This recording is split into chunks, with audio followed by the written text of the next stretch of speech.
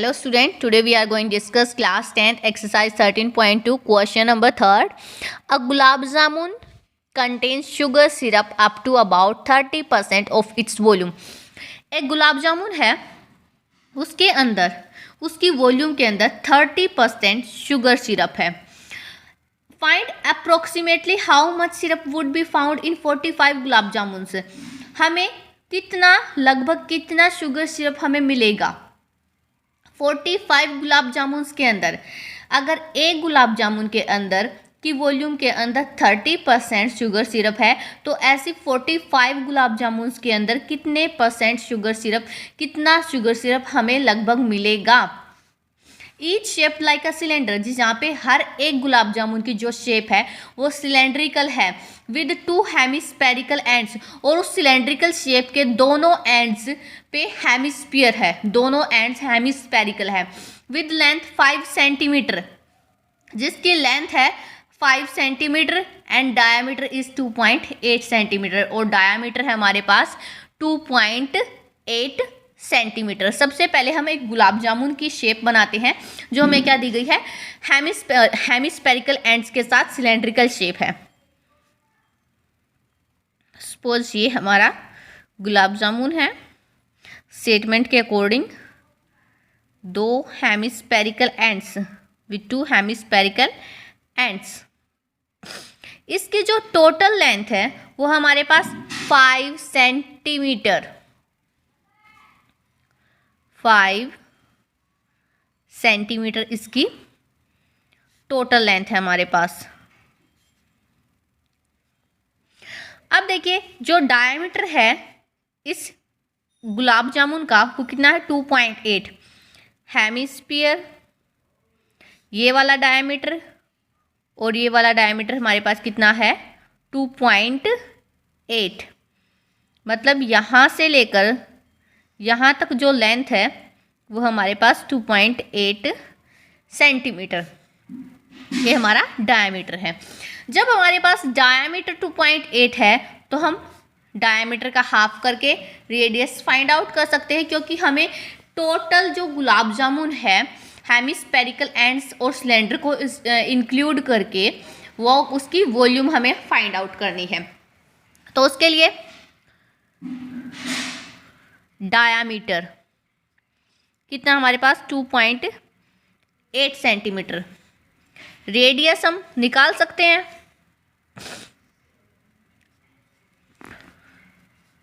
2.8/2 करेंगे. Cancel out हो तो कर दो, 2 1 जा 2, 2 4 जा 8, 1.4 सेंटीमीटर हमारे पास रेडियस आ गई. अब देखिए जो ये रेडियस है कितनी हो जाएगी 1.4, और जो हेमिस्फीयर है उसकी लेंथ भी क्या हो जाएगी 1.4. सेम यहाँ पे रेडियस 1.4 और जो लेंथ हो जाएगी हेमिस्फीयर की वो भी 1.4.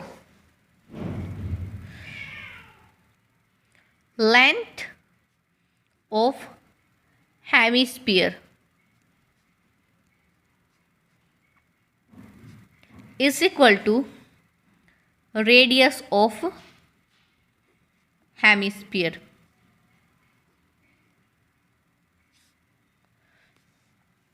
हेमिस्फीयर की जितनी रेडियस होती है ना उतनी ही उसकी लेंथ भी होती है.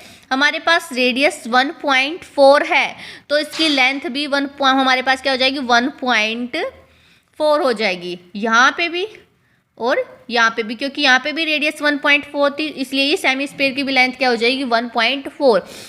ये वाला हेमिस्फीयर और ये वाला हेमिस्फीयर इन दोनों की रेडियस और लेंथ दोनों क्या है इक्वल है. अब देखिए इससे हम क्या निकाल सकते हैं, सिलेंडर की लेंथ निकाल सकते हैं. जो सिलेंड्रिकल पोर्शन हमारा बच जाता है उसकी लेंथ हम यहाँ से निकाल सकते हैं. कैसे, जो टोटल लेंथ है 5 सेंटीमीटर, इतना 1.4 यहाँ से रिड्यूस कर दे और 1.4 यहाँ से रिड्यूस कर दे. जो बची हुई जो लेंथ हो जाएगी हमारे पास वो हमारी सिलेंड्रिकल लेंथ हो जाएगी. 1.4 सेंटीमीटर था length of cylindrical portion. Cylindrical portion की लेंथ कितनी हो जाएगी? टोटल लेंथ थी हमारे पास 5, माइनस कर देंगे 1.4 इस तरफ से प्लस 1.4 इस तरफ से। इन दोनों पोर्शन को जोड़ के ये वाला और ये वाला हम पूरे से माइनस कर देंगे तो हमारे पास ये वाला पोर्शन बच जाएगा। क्या आएगा? 5 माइनस 1.4 प्लस 1.4 2.8 आ जाएगा। 5 माइनस 2.8 क्या होगा? 10 माइनस 8 2 एंड 4 माइनस 2 2 हो जाएगा 2.2 सेंटीमीटर। ये हमारे पास होगी लेंथ ऑफ सिलेंड्रिकल पोर्शन।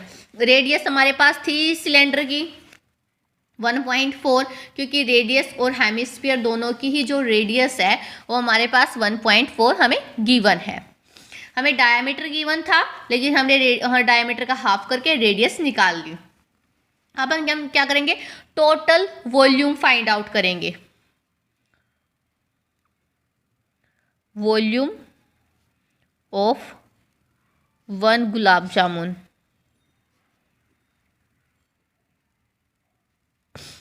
क्या आ जाएगा?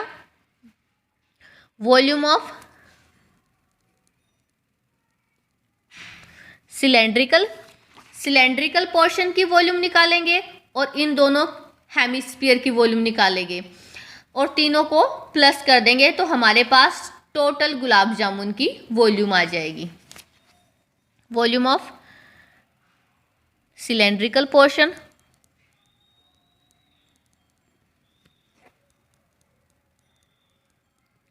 Plus volume of hemisphere